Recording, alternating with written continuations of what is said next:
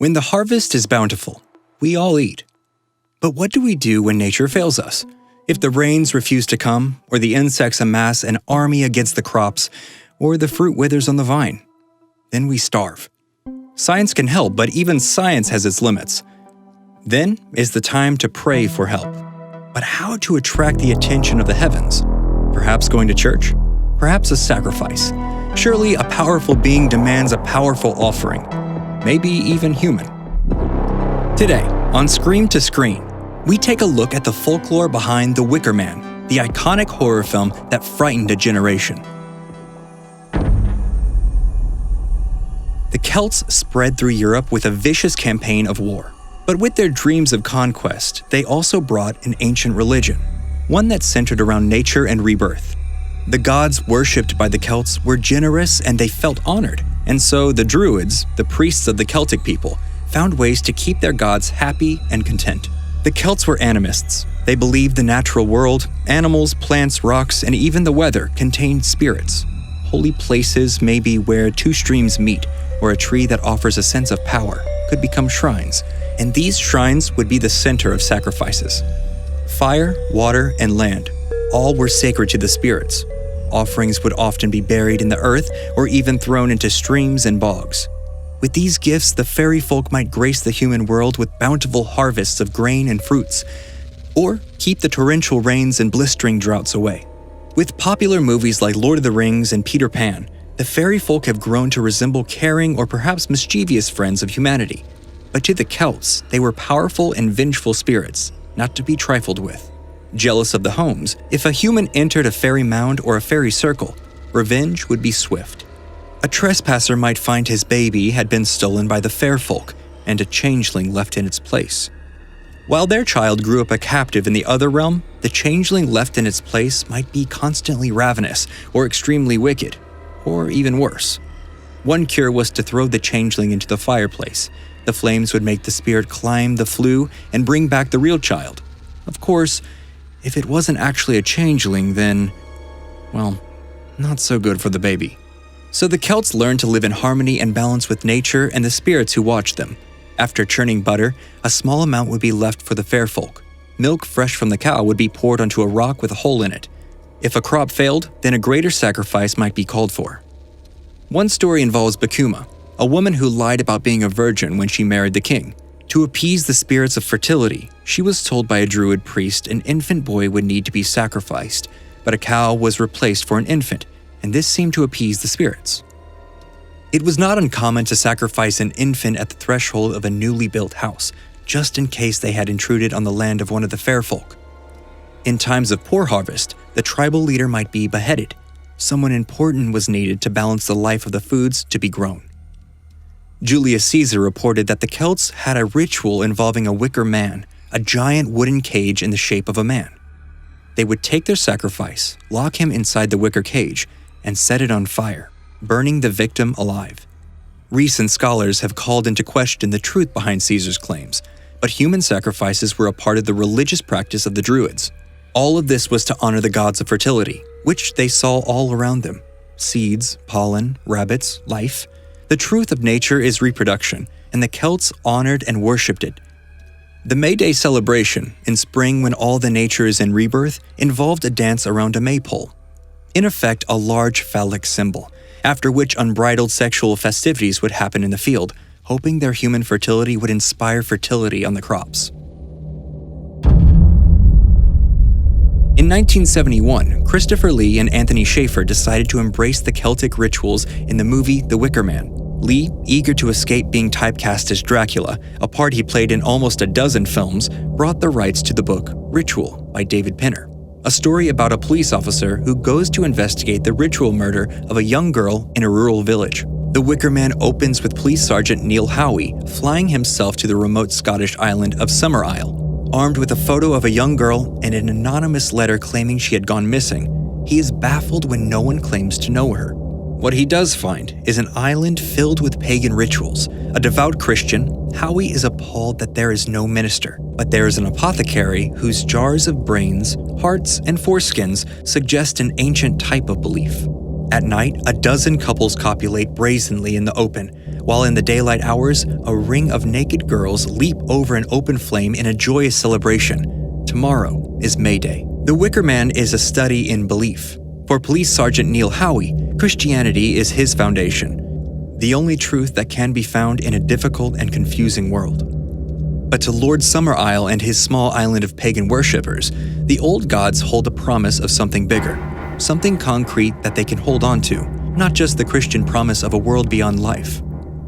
Trapped on the island, alone with a village filled with pagans, Officer Howie searches for the missing girl. He passes a group of schoolboys dancing around the maypole, singing an eerie song about a boy born from a man's seed who grows to a man, then dies, and his grave becomes a tree. It's not the song and its theme of death and rebirth that seem frightening as much as the vacant stares of the children as they sing and robotically dance around the pool. Howie does find the girl, about to be sacrificed, and rescues her, letting her lead him away to safety. But something is wrong. The girl leads them both to a clearing where a giant wicker man stands. The image of the huge wooden man standing tall against the setting sun elicits fear and has become one of the most powerful visuals in cinematic history. In the end, the sacrifice does happen. A human is locked, bound, and alive in the wooden chest of a giant wicker man and set on fire. The villagers dance and chant, offering this gift to the god of the sun and the god of rebirth. Howie yells that this will fail, that the islanders will take Lord Summerisle next year when the crops fail. The calm Lord Summerisle smiles. The crops will not fail, and the ceremony is completed. Does the sacrifice work? Did the pagan ritual provide a bountiful crop, or was it just a heresy against a righteous Christian God? The movie leaves us to answer this question for ourselves. Every year, the apple harvest is rich and bountiful, except for the past year. Only a sacrifice can save them, and for such a powerful request, it must be a human sacrifice. We never learn if the following year brings the desired fruit. Whose belief was right? The Wicker Man created a new genre, folk horror. The crippled, disfigured soldier who returned after World War I showed us all, on a vast international stage, that there are monsters, and the young film industry embraced our fears, with monster movies like Dracula and Frankenstein, monsters whose humanity made us sympathetic, but whose disfigurements showed us fear.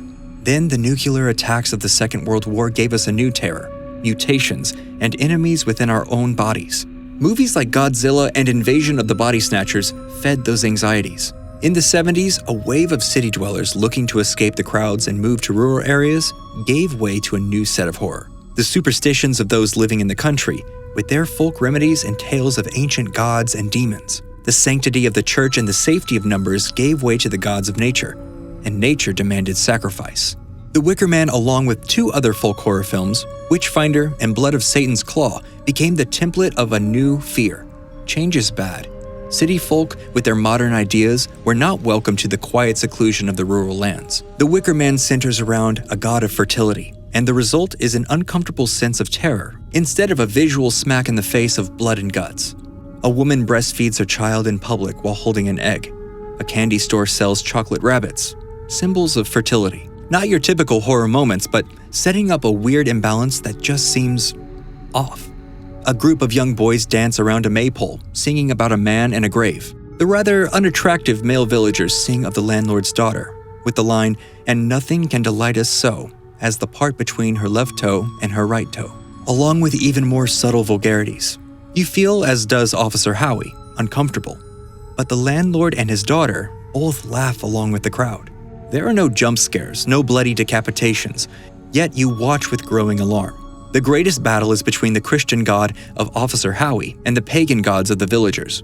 Howie defends his beliefs, berating and accusing the villagers, even though he is a minority of one. The fact that they do not attack him makes us dread the final confrontation. No one can be that patient. In a strange twist, the horror builds while the townsfolk sing folk songs, like a hippie festival from the 60s. Though hard to imagine folk songs in a horror movie, it works. It all seems so out of place, so odd, that we're scared. Not of what we see, but what we know must happen. Folk horror involves the old creatures and gods. This movie set the foundation for the regeneration of primeval terrors. Films like The Leprechaun, Children of the Corn, and The Lair of the White Worm use the old gods as a powerful and ancient horror. Even more recent movies like The Blair Witch, Krampus, and The Evil Dead center around old gods and legends. The more our society grows, the more we fear the dark corners of our past. The rural versus city terror of folk horror can be seen in The Texas Chainsaw Massacre, The Hills Have Eyes, The Deliverance.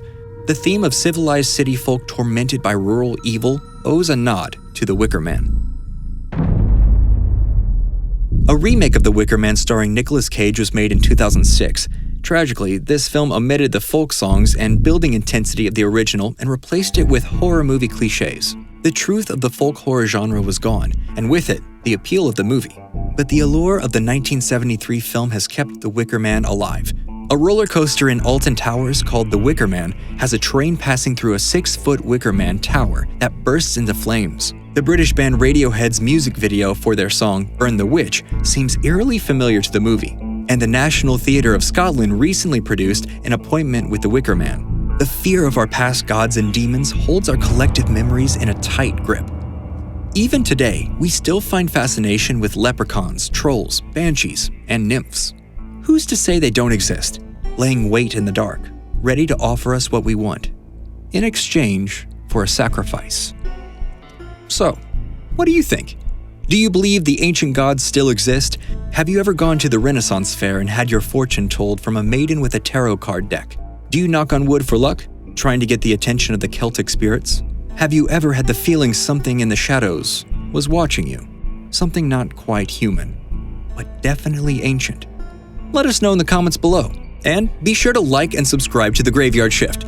Leave a comment if you're brave enough. And as always, check back next time to find out what else will make it from Scream to Screen.